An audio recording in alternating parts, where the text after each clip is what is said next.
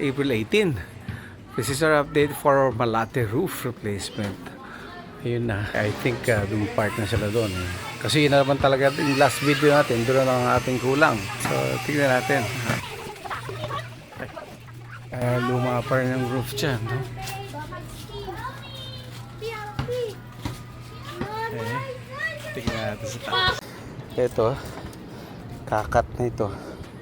Para maging kagaya nun. Tapos ito may mga hanger na para pantay-pantay. Ano tawag dito pare ko? Ridge. Ang tawag dito? Ridge roll po. Ridge roll. Okay, yun. Galing. Nakalagay na. Okay, paano yung waterproofing? Ayun.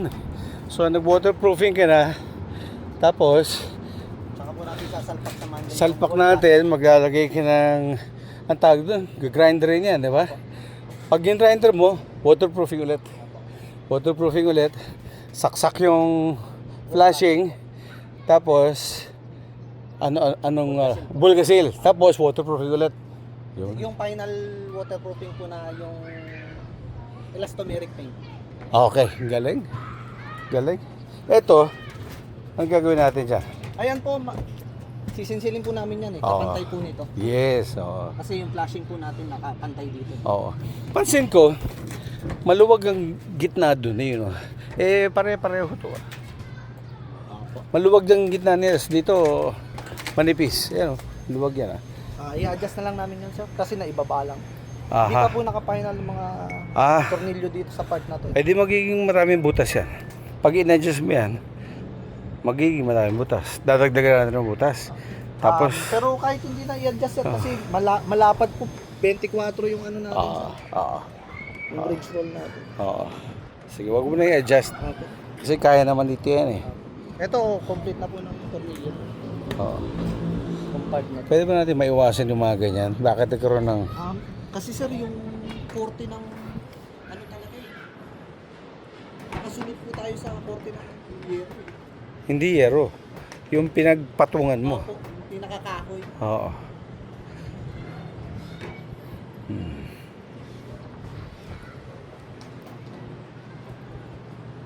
Sige. Very good.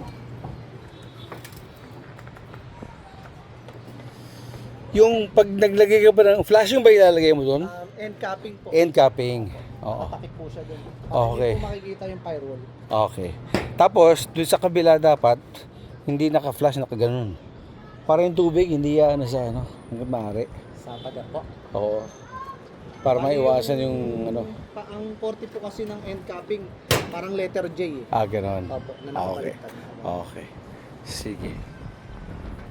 Kasi doon po tayo magpapako sa likod.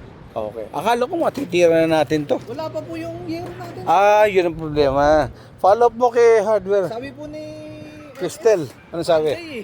Monday. Hindi ko pa po malaman kung Monday madadala or Tuesday. Okay. Pero pag dumating naman yan sir ng Monday, baka Wednesday po tap. Okay. Itong mga ganito, Nakagasgas lang. pinto, yan, sir. ano Opo, lang, iyaano na lang pintarahan mo na lang, ano? Paint na po natin. Oo. Pag nag-paint ba tayo, lahat yan, titirahin mo? Yung Touch up lang? Opo. Okay. Retouching lang po tayo. Galing. So, okay lang tumapak sa mga gitna? Opo, sa gitna sir.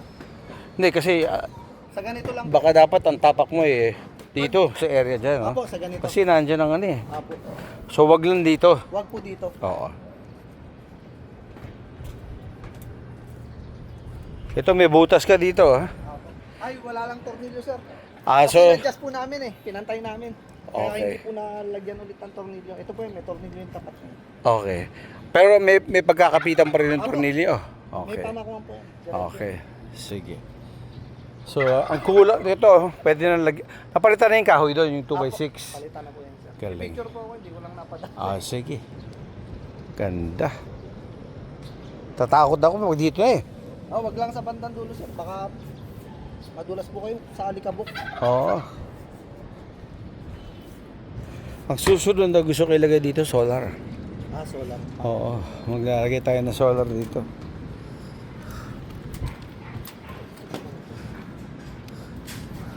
So kaya pala, wala pa ito. Opo, wala pa po. Wala pa yung materyales.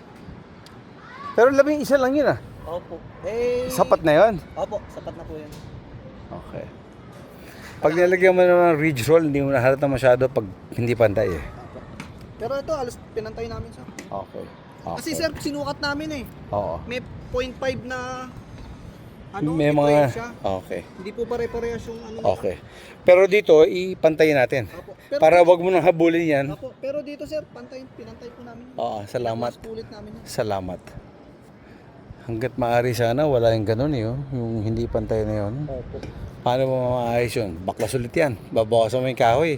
Hindi sir, hindi mo na ano. Kasi ang ginawa po natin nung una, nakalapat po yung yero natin. Oo. In-adjust po natin yung yero eh. Para po mapagpantay natin yung mga rib niya. Medyo itinulak po natin yung yero. Kaya Oo. may part po na mapapansin nyo po, medyo nakabukol. Hindi, pero kung tulak mo lang naman, pantay pa rin naman ang ilalim. Kasi sir, matigas po yung yero natin. Aha. Kaya lumalaban po. Aha. Hindi mo po siya maipapalapat sa... So ibig sabihin, ang yero, pinilit mong Apo, i-press. i-compress. Hindi pwede magbawas para ano? Ay, hindi sir eh. Pero konti lang naman po yung compress niya. Hindi naman okay. po ganun. Kaya lang kasi sobrang makapal po yung yero natin, matigas. Kaya hindi mo po siya mailapat ng gusto sa... Okay. Sige. Ito, pantay na. Papalitan Ay, na naman yan. tatapasan pa po yan sir. Okay. Oo, papantay ba dapat dyan? Pantayan direct. Ang galing. Nakakailang cutting disc tayo dito para ano. Di ba? Ang dami mo ng cutting disc na order. Opo. Makapal kasi sir eh. Oo, ang dulas oh. Katakot. Para safe sa sir, tapaka sa tornilyo po. Para may friction. Para may friction. Oo.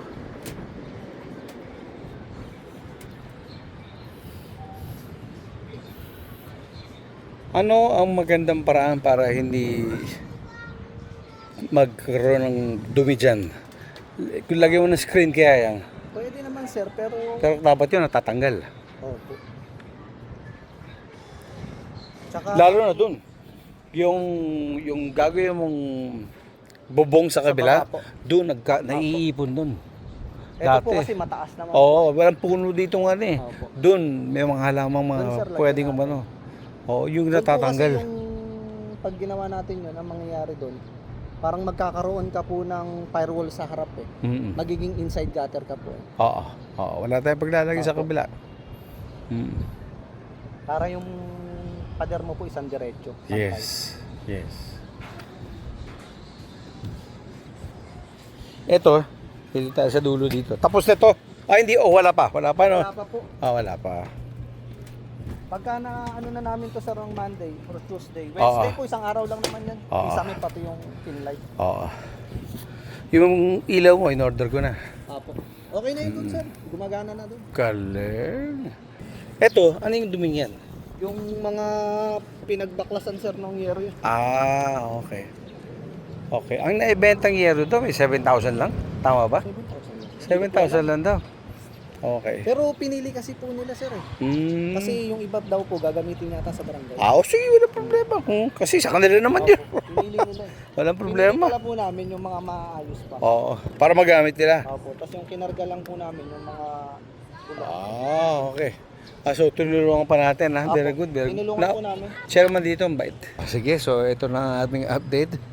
Hintayin natin yung mga materyales. Sana matulungan tayo ng ating hardware. Tapos by next week, tapos na tayo na. Apo. Baka Thursday po. By Thursday next week, hopefully, God willing, tapos tayo dito. Till next time. See you.